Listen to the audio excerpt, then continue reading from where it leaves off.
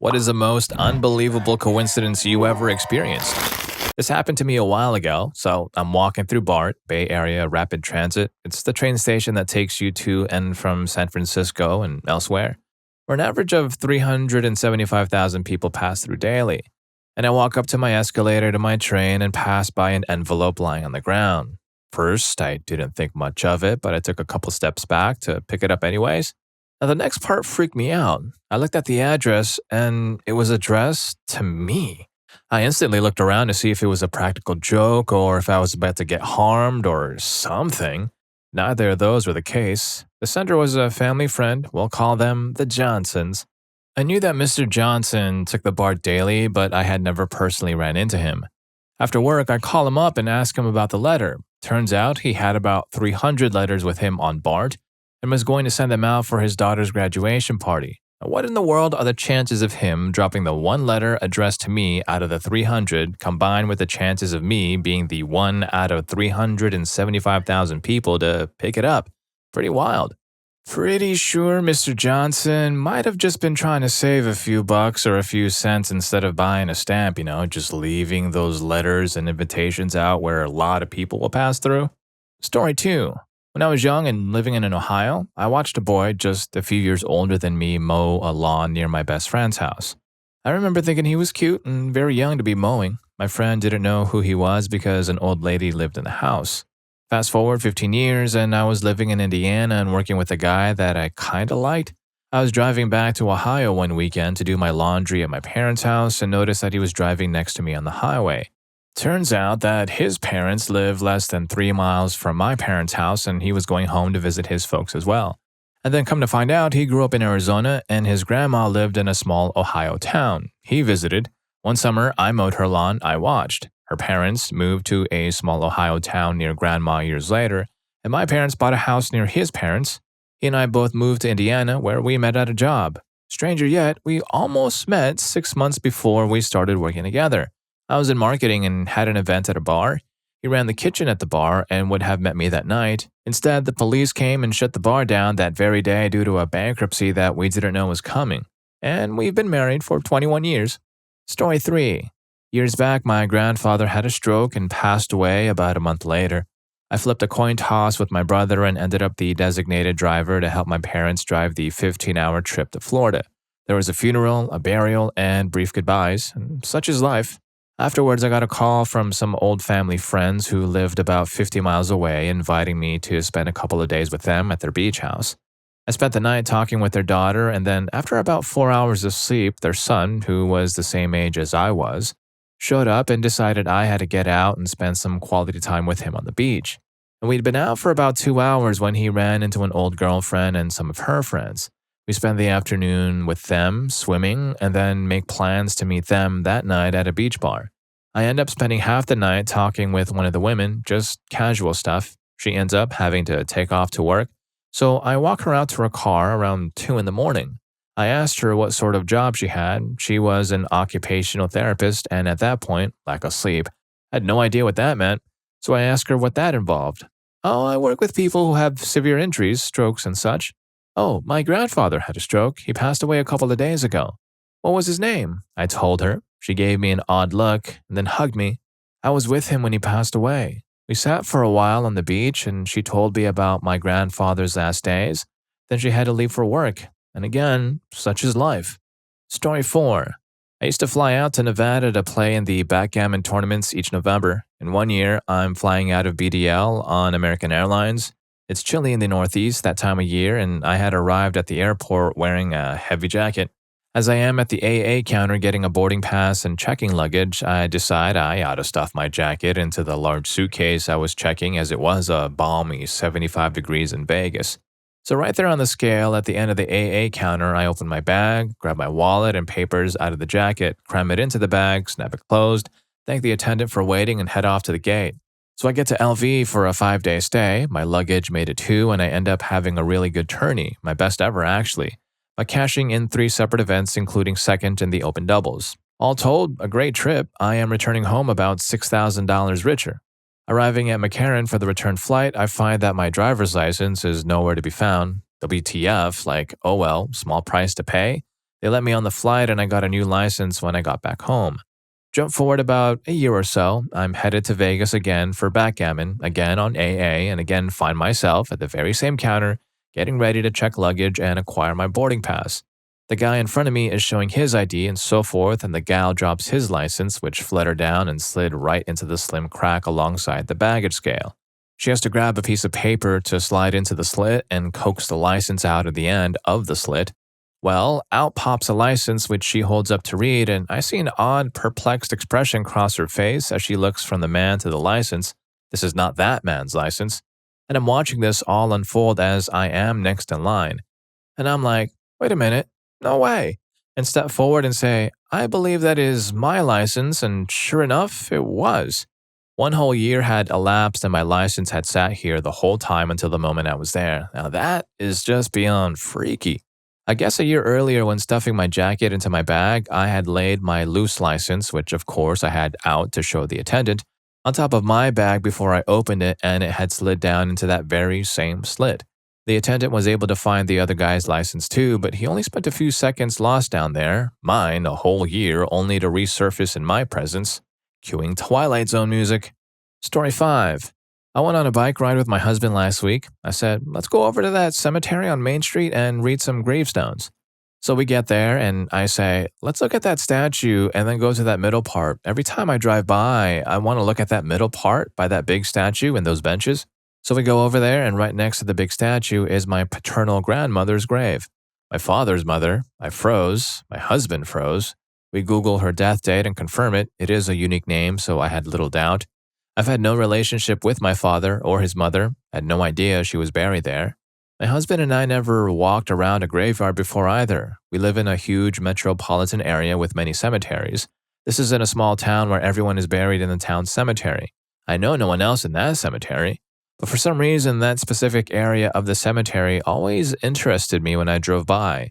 It seems to have larger statues and a ton of benches and oversized monuments. And this just happened last weekend. During the bike ride, I also found $3, so we rode over to the gas station and played with her birthday. We didn't win. Story 6. A man approached me at 1 a.m. in the drive-thru at McDonald's, complaining that his car broke down and he couldn't order any food. So I ordered for him and he stood in line. When he got to the window, it was not well received. Based on his hand signals, I could tell he sold me out immediately. When I got to the window, the manager berated me. Sir, for our own safety, we can't have people walking up to the window. Then I realized who he was. 10 years earlier, when I was in high school, this manager worked in a McDonald's across town. We used to go there on Friday nights and hang out at the window talking to him. Then he'd give us all the leftovers at midnight when they were closing. So basically, the only person I sent the guy to the window and freaked out the manager was because 10 years prior, that same manager taught me it was no big deal. Story 7. Was playing The Last of Us multiplayer with this cool couple. I knew they were Canadian, but didn't know from where. We played together for months before realizing we lived like 5 blocks from each other. A few days later, they invite their other friend, who also lives in our city, to a match, and it takes me a whopping 3 hours before I realize I know him. Small world, especially considering I usually play with Brazilians, Japanese, Mexicans. The servers are not local at all. Also, when I was in middle school, my friends were being schmuck. We tore off one of those ads off a telephone pole and called the number and basically just messed around with some poor old Asian couple that owned a dry cleaners. We weren't being mean at all, just wasting their time. Finally, a younger guy picks up the phone and I start saying something dumb. Wait, Mike? I almost had a heart attack. How did you know my name? He's like, it's Richard. I'm in your math class. Please stop calling us. Yeah, very awkward. Story 8. Long story involving an orange VW bus, a newspaper columnist, and of course, a pretty girl.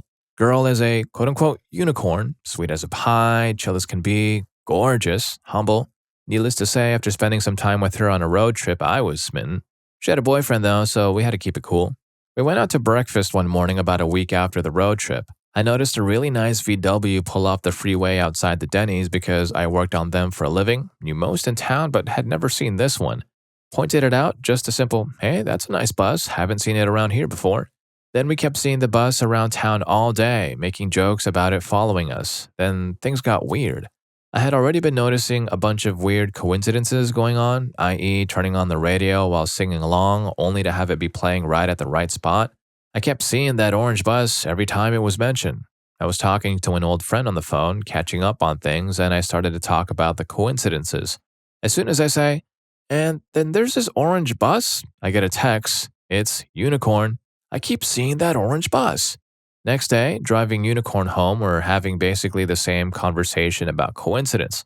As soon as I say orange bus, she says, "You mean that one?" as it jumps right in front of us. Next day, I go to work a little early. There's an article in the local paper by a regular columnist all about how he had noticed a lot of weird little coincidences lately. I tell my boss about the coincidences, including the article and the orange bus. As soon as I say orange bus, the phone rings. Boss picks it up. It's obviously a tow truck bringing a car in. Tow truck shows up with a shiny orange bus on the back. Kind of came and went over the years, appearing randomly when summoned, then I kind of forgot about it. Had a falling out with Unicorn, didn't see her or the bus for years. Then I moved in with some college kids. We were swapping stories, getting acquainted, and I remembered the orange bus. Told them about it and they asked if I had seen it recently. I said I hadn't thought about it in a while, but now that I mentioned it, sure enough, next morning, waiting outside the shop, I sent my roomies a pic. I think they thought I was messing with them. Fast forward another bit.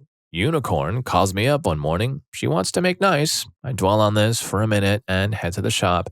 I think, weird, I've been getting that feeling again. Next, I'll see the orange bus. Yep. Get to the shop, walking in, I walk past the recycling bins. Something compels me to reach in and pull out the paper on top. Right smack in the middle of the page, I grab. So, some of you may remember a column I wrote 4 years ago about coincidence. No way. And I make plans to meet up with Unicorn. She lives in Portland now, and a guy in her class had shown her his bus, his orange bus. So she thought of me. So I drove to Portland to pick her up. She hops in my bus. We go half a block to a stop sign. And yes, the orange bus jumps by us, and we just look at each other, flabbergasted. The end? Story 9. In second grade, I had a crush on the cutest girl in school. Of course, I was young and didn't even give it a second thought, but I ended up kissing her after I confessed my crush, and she kissed back. I caught the love bug and was best friends with this girl for the remainder of the year. She ended up moving at the end of that year, and I was heartbroken. She was the one I lost, the one I loved, and she was hundreds of miles away. My parents and friends always joke about my crush, but it always left me somber and sad that I wouldn't see her again. Fast forward about 15 years, and I'm vacationing in Moab. We got on a jet boat that served dinner and drove around on the river. I got a little bored of hanging out with my friends, so I walked about on the boat. Ended up sitting on a bench next to a girl who I found out was also from my home state of Colorado.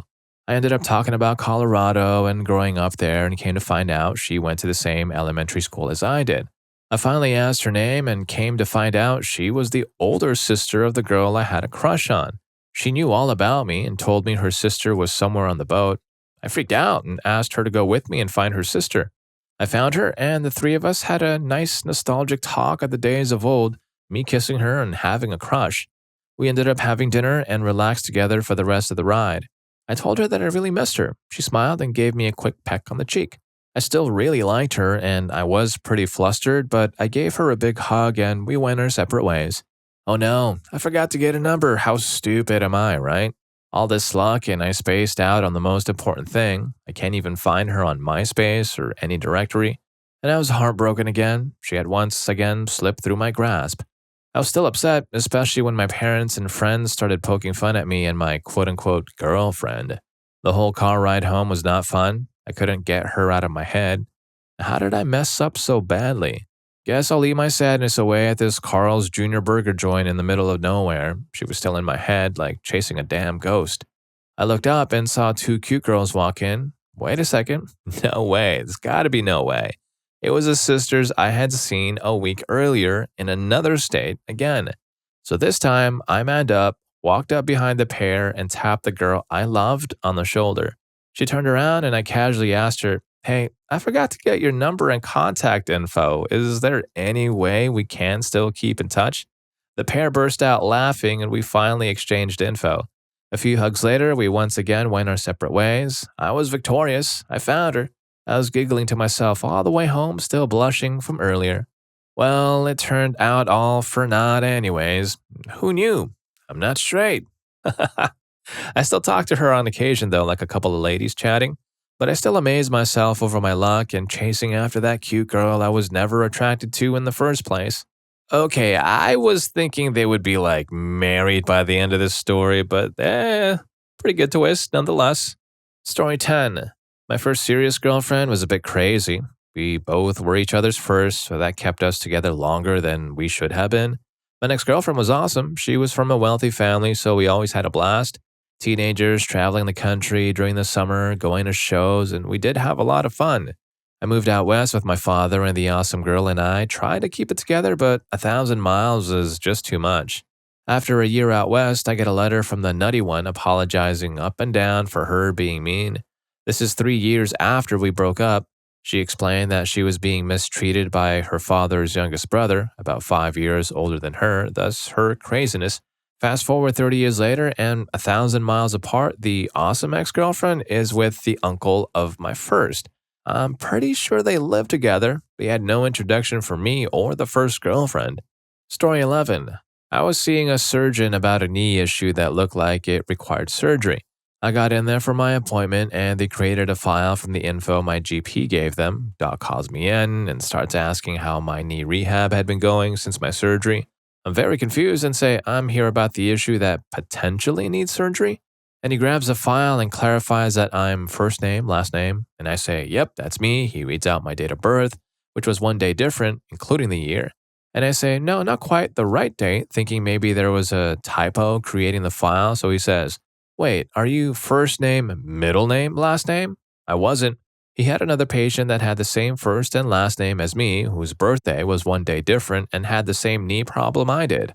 Story 12. I was working as a mailman in San Francisco when I came across a letter on my route that had a return address to county jail. The envelope was decorated with elaborate, intricate drawings that took a lot of time they have, in colored inks and pencils. It was a little too stiff for something to be beautiful or real art, but it was striking. Fast forward 2 years later, and I'm making a run to a huge refuse disposal site just outside of San Francisco. Drop my load, I knee deep in acres of refuse, walking back to my truck and notice a colorfully decorated envelope, Jailhouse style. No, it can't be. Well, yeah, it can be. My guy, he's back in jail. A letter to his father at the same address. I go to the dump maybe twice a year to encounter an envelope in acres and acres of trash. I briefly thought about going to the house and saying, hey, you'll never believe this incredible coincidence, but could see his eyes narrowing, trying to process, wondering what my game was. I decided to skip the face-to-face. Story 13. I grew up in a small town in Washington State where the only thing to do after midnight was to go to Denny's, drink coffee, and smoke. One of the other regulars there was a local logging truck driver who became a friend of sorts. I joined the Army, went off across the country, then the world, then back to get stationed in Washington in 2005. Typhoon Katrina went, and within a week I was down in New Orleans. One morning I got assigned to find a bunch of blankets and clothes for adults because we were running low. Everyone I talked to said, we don't have any, but try this building. So I was about to give up. I walked out into the tarmac and heard, what in the world? And there it is, staring at me like he saw a ghost, was that trucker. Turns out he and a bunch of buddies volunteered for a non-stop relief supply run from Washington State to New Orleans, hauling whatever they could to help. They got there, and because everything was so hastily organized, everyone kept telling them, go to this building and ask there, or go ask this person over there. He was at his wit's end and about to just unhook the trailer and drive back. I took him over to our tent, got him some coffee, and asked what he was hauling, clothing and blankets. Story 14. Two friends of mine in university, male and female, didn't know each other, so I introduced them. She was from Toronto, he was from New York. Major sparkage and both totally smitten with the other. Several months into the budding relationship, they start talking about their families.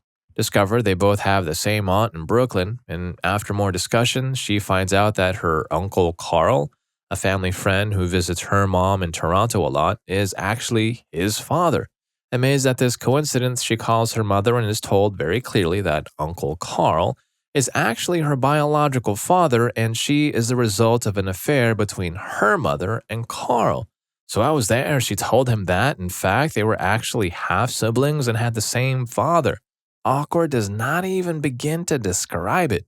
And if you're enjoying the video so far, please don't forget to hit the subscribe and like button for more videos like this. Story 15.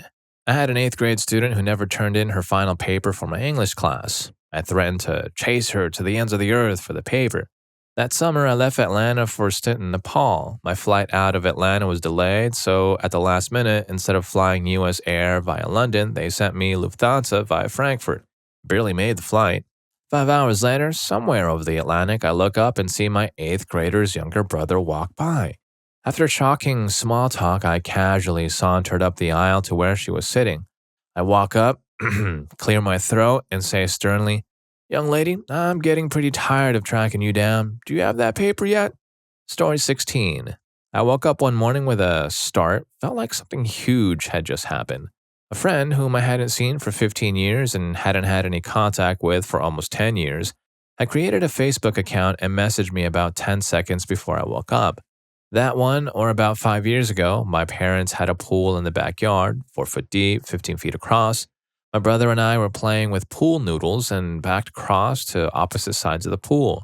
At the same time, we threw the noodles down and started doing a crab-like walk counterclockwise while making Dr. Zoidberg-esque noises. These two incidents have led me to believe that there is some form of ESP that we have even if we aren't able to control it. Story 17. When I was around 10 years old, I lived in a small town with my parents, typical small Texas town where pretty much everyone knows everyone else. Around 2,500 people. I had a best friend named Eddie that lived a few blocks away, and we hung out all the time. We rode bikes all over that town and were like brothers. One day, while hanging out with some of the neighborhood kids, we were sitting in front of the youngest kid's house, just a few blocks from my own house. Eddie and I think it would be funny to tell the younger kid to go inside and call his dad names. Being that his dad was a preacher, it should be hilarious. The little kid heads inside to call his dad this cool new name he had learned, and we all hauled. Needless to say, about 30 minutes later, I was home and in my upstairs room when I heard the doorbell ring. My own dad answers the door, and it's the preacher, surrounded by my buddies and his own kid and several others. Eddie pointing his finger at me. "That's him, he did it." They ratted on me and said it was all my fault. I alone told him to go inside and call his dad names. I got in a little bit of trouble and got some belt therapy for my part in the fun. Fast forward 20 years, I grew up, moved to another small town 40 miles away, met a nice nurse, got into a relationship with her, and several years in, we were sitting on the tailgate of my pickup one night talking. The topic of dumbest things we did as a kid came up. I started telling her the story about telling the kid to go inside, and she interrupted me with, "And call his preacher dad names?" I got confused. How does she know? She starts laughing hysterically. She finally settles down and tells me that the same preacher lives in this same town I'm in now. I gave a sermon this Sunday before and included the story from his point of view. I was like, wow, that's crazy. 20 years and 40 miles away, that preacher told my story to my girlfriend in church as a sermon. Story 18. I was born in Northeast LA, and my mom was a single career waitress most of my life. When I was young, I started going to work with her just to save on a sitter and because the owners were really cool people and they didn't mind. I would hang out with everyone on the staff and help out unless they were busy, in which case I stayed out of the way. One of the line cooks there, Johnny, was an older black dude that was really fun to hang out with, and we became great buddies over the years. He was in his 40s at the time, but that didn't stop him from preparing up with a child. He became known as my godfather. The last I heard from him, I must have been around teenage years, so it was 1998, 1999, and he was battling stomach cancer. He then moved from LA to Texas to seek better medical care, and that was the last I ever heard from him. Fast forward 8 years, and I'm living in Austin, Texas. I plan to go meet some friends from LA and Dallas for an enhanced Radiohead show. On the 3-hour drive, I enter this state of interstate hypnosis where I start recounting my past and childhood memories and whatnot, and I get to thinking about old Johnny and whatever happened to him if he beat cancer. If he did, was he still in Dallas or did he move back home? I became convinced there was no way to know. He wasn't the type to mess around on computers, and his name is very common. So my 3 friends and I meet at the hotel, drive to the show, and proceed to have our minds amazed by the almighty Radiohead. The stuff we did was stronger than we had anticipated, and the show really turned up the intensity, so by the time the lights come up and the crowd begins dispersing, we are pretty much still peaking.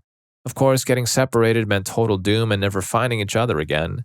At least that's what it felt like. It's not like we didn't all have cell phones.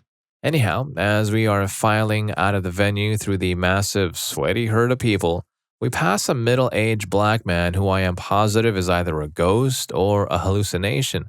I stop in my tracks and turn to look behind me to see if he's still there. He is, but he's quickly vanishing into the sea of white people, so I scream out, "Johnny!" And he stops in his tracks, but he doesn't turn around, so I shout, "Johnny, his last name!" And then he slowly turns around and stares at me like a middle-aged black man would stare at a crazy-looking white boy stranger that somehow knows his first and last name. Mind you, the last time he saw me, I was a clean church-going Boy Scout, and 10 years later, here I am, full-on hippie mode, long hair, handlebar mustache, peeking on something, the whole 9 yards, not to mention probably 2.5 feet taller. I realize this immediately and shout, "I'm Gus!" And his eyes widen to the size of saucers as we walk forward and embrace both of us near tears. I honestly could not believe it was happening after he was on my mind so heavily earlier that day on the way there. Turns out he beat the cancer and decided to stay in Dallas. He was working at the concert venue selling drinks and was getting off just then. I stayed and chatted for a few minutes before I realized I had completely lost my people. Panic ensued, but we did manage to exchange numbers before I fled off like a madman and combed the parking lot searching for the others. We talked only a few minutes before one of us lost the other's number or changed numbers or whatever happened, who knows? But I will be forever grateful for that experience though, and especially the path that it led me down. Story 19. Hello. I'm not sure if the following story might qualify to this topic, but let's give it a try. About 7 to 8 years ago, I was temporarily staying at my sister's house while there was some renovation done at my apartment. As I recall, I woke up in the morning about 7, 8 a.m. and decided to get more sleep. I had a dream where I was surrounded by pitch black darkness and there was only a sink and mirror in the room. I looked in the mirror and found that one of my ears was hurt, woke up and remembered being a bit amazed at my dream since I can't recall seeing a dream with such darkness. I usually am quite interested in the content of my dreams and even short periods of lucid dreaming bring me joy. But nevertheless, I was awake and went and performed my daily morning routines in the usual manner. A few hours passed and me and my siblings decided to visit my grandmother. She lives about a 30-minute drive from here and we rang the bell but nobody answered. We rang the bell a few more times before we decided instead to visit my cousin and my aunt nearby. They were home and very much pleased about our visit and the day pretty much went on. We got back home at about 6 p.m. and I relaxed on the sofa. My sister rang my mother and got the news that my grandmother was in the hospital. Apparently, she had fallen down in the dark while trying to get into the bathroom. She had called my mother about the accident and told her that everything was fine despite the fall. My mother went to see the place and there was a bit of red liquid on the floor and the incident happened between Monday night, and I had the dream on Tuesday morning. There seems to be approximately a 24-hour gap between the incident and my dream. So it seems that in the dream, I saw some kind of sign that my grandmother had hurt herself quite badly. Was the forecast somehow tied to the knowledge that we were going to visit her? Would I have had the same dream if there would not be such a connection? She's very dear to me, and I personally see it plausible that these kinds of events can travel beyond our usual communication methods. Story 20. When I was young, my family would always try to go out on a little vacation during summer vacation each year. Sometimes it was just to a theme park 2 hours drive away. Occasionally, it's a big week-long trip to somewhere far away. When I was in 5th or 6th grade, we decided to drive to my grandfather's house and visit him in Canada from the southeast USA. My parents decided to start driving the very moment school let out since it was a half day and ended at like 11 a.m. We packed everything the night before and when school let out, we got into the car and started driving north, just like that. We drove pretty much nonstop as we had sandwich stuff, drinks, games to play, movies to watch, etc. The only stops were at rest areas to use the restroom. We continued driving almost nonstop until late evening, when Dad, who was driving, was getting sleepy and wanted to rest. So Mom looked up some hotels nearby. We picked one and stopped at a nearby barrel to get dinner, because what highway exit in America doesn't have a barrel on it? So we're sitting at the barrel waiting for our food, tired and not talking much, just kind of staring around when my sister, only in like 4th grade or so, says, "I think I see my friend," and their name. "I just saw her before we left school today." Mom and Dad try to convince her that's not possible. We're like 2 states away by now. but she only gets more insistent and eventually ignores our parents and calls out her friend's name. And of course, it was her. It would be kind of a lame story if it wasn't, huh?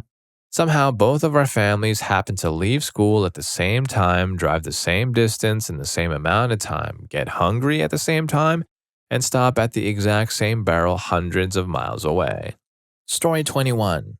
There are two parts to this. I went to school in a working class suburb. From first grade on, there were a couple of kids I'll call Ron and Carrie who really liked each other. They were quiet, nice, and got married right after graduation. My mom owned some land in a small town where she had been raised, some hours away from our home. We used to visit friends and relatives, and once, when we went there, a blonde girl and her brother were hanging out on mom's land and bossily told us to get off as it was their land. Of course, we set them straight. These kids, it turned out, had a thing against my cousin Linda and teased her. During this visit, I really did not like this blonde girl too much. She was a lot tougher than I ever was. Fast forward from the early 1970s to 1994, I'm married and we had just bought a house in another state entirely. My neighbor down the street has a son close in age to mine. We start one of those friendships based on mutual parenthood. During a conversation, we find out that she was the little blonde girl. Wow, small world, we say. She remembered me vividly, and my cousin. Fast forward another few years, and my SO and I are selling our stuff at an art show in yet another state. The vendors next to me are a couple about my age. We start talking, and when they hear what town I live in, they ask if I know someone. Yeah, I say, she's my neighbor. Turns out the man is her half-brother. His dad had an affair and had two kids that were put up for adoption. Then we talk more and find out that the couple is Ron and Carrie, who I knew from my childhood. It is a super small world. Story 22. I was managing a store in college. Great college job, by the way. And we had a kid who looked way too young to come into the store, so I made sure to ring him up so I could make sure to check his ID. I scanned all of his drinks and he was kind of fidgety, so I knew something was fishy. I asked him for his ID and he handed me a very legit-looking Minnesota driver's license. I looked it over and couldn't believe how good of a fake it was. I scanned it and it worked. I couldn't believe it. But then I looked at the address. It was the same street address as mine, but it had a 5-digit address, and every house on my street is only 4 digits. The whole street is a block and a half long, starting with a 1001 up to about 1140, so I knew it was a fake. I told the kid that I couldn't sell him booze with the fake ID. He started a protest and I told him I lived on the street and knew that address didn't exist. He went white. I told him if he wanted to take it up with the cops, I was more than willing to oblige, or he could leave and just forget the whole ordeal. Afterwards, I reported the fake to the police, company policy, and they said someone had gotten a hold of the correct format for the mag strips on the back and was making almost perfect fakes. Story 23. I'm a lurker, but had a post here because I have a really good story for this. When I was 19, I was really interested in China. I was studying Mandarin in college and had gone on a 1-month trip after graduating high school and was obsessed with going back. I ended up buying a one-way ticket with little idea about what I was going to do when I arrived. I did have an acquaintance who offered to let me stay with them, though. After a few months, I ended up studying and teaching English. I lost one of my favorite earrings. It was a big dangling one, and I looked everywhere for it to no luck. Tossed the other one in my jewelry box and just let it go. Eventually, we moved to another apartment across town. About a month after we moved, I was walking through the courtyard when I saw my earring. I picked it up in disbelief, seeing as we had moved apartments and I had lost the other one before the move months before. I figured this had to be the unlost one. Maybe it got stuck on my clothes from the box and fell off as I was leaving that morning. I run inside to look, and lo and behold, the original is there where I left it. I reunited the pair and still wear them to this day, nearly 10 years later. Story 24. Oddly enough, I was working a counter at an auto repair shop when one of our regulars came in for a pre-purchase inspection of a slightly used Lexus. For the past 10 years, we had maintained his older Lexus for him. No matter what it needed, he had it done. He kept this car in showroom condition. I myself drove a cancer-ridden Toyota GTS that ran great but wasn't long for this world. In conversation, I asked him his plans for the old Lexus. He told me the dealer offered him $1,200 for the trade-in. I said, "Hell, I'll give you $1,200, and he agreed. I scooted over to the bank and withdrew half of my savings and paid the man. I thought this was the best day of my life until a few hours later when a man walked into the shop inquiring where he could find a really cheap used car. It seems he was only in town for about 6 months on some special project for his job and needed transport. He bought my GTS on the spot for $1,000. That money went right back into the savings account. Basically, I traded my old car and $200 for the car I have been driving now for the last 5 years. I figure it took 40-something years for the cosmos to come together to at least throw me a bone. Talk about coincidence just lining up, a win-win situation for all of them, huh? Story 25. When I was 20, I ran away to South Africa. I ended up staying at an animal conservation doing volunteer work. I was the only American and all the other volunteers were mostly British. Anyway, I kind of fell for one of the Brits and had a brief fling with him. It didn't last long because he only stayed there for a few weeks. Fast forward to about 2 weeks after he left, I was on a weekend trip about 2 hours away where I was staying. I was with two girls and we decided to check out the mall that was near the national park we were planning to go. I was browsing the jewelry when all of a sudden someone said, "Nice bracelets, huh?" I turned around and it was him. My heart immediately sank and I couldn't help but to think how perfect the timing was. The past 2 weeks I had felt upset knowing that I would never see him again in my life, yet here he is right in front of me right now. The guy's flight was canceled and it turned out that his sister was living in that area and he was actually leaving that day or something. I don't know, it's not unbelievable, but I was just so infatuated with him and thought that we were meant to be. I'm 26 now and he is probably in his early 30s. I know that he was in the British Army or something. I still think of him from time to time and wonder if he ever reflects on us. Story 26. I was hitching in South Africa on my way to Zimbabwe. I got dropped off at an intersection in the middle of the desert. So there I was, waiting for a lot of hours without seeing a single car. I had all my stuff piled center in the intersection and I was just lying there watching down the roads. I saw a car coming, miles off, so I dragged my stuff to the side of the road and waited. When the car was close enough that the driver could see me, I started making the stop and pick me up gesture, which is different in Africa than it is in the US. In the US, you stick up your thumb. In Africa, you make a gesture with your hand, palm down, that looks like you're trying to get the car to slow down. In any case, the car stopped and picked me up. I was happy for the ride, but the guy who picked me up was white, so I knew I was in for a lecture. Side note, if black people pick you up, you pay the equivalent of bus fare for the ride. A lot of people buy cars anticipating this money because hitchhiking is really common among blacks in South Africa. If white people pick you up, you don't have to pay, but especially if they are older, they're going to lecture you about how scary black people are and why you shouldn't hitchhike. It's a trade-off when you get picked up by older white people. Anyway, this guy starts telling me about how, being American, I don't really understand black people. We get past it because it's a long ride and he finally gets around to asking my name. I tell him and he asks me if I know a man with the same last name. Turns out he worked with my father, who, like me, is American and lives in the US. Story 27.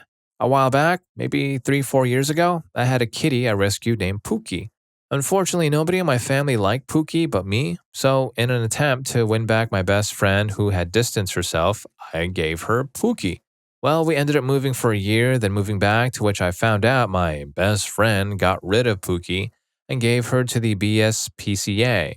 Same as the ASPCA, only the country I lived in started with a B. I was so sad, my poor Pooky.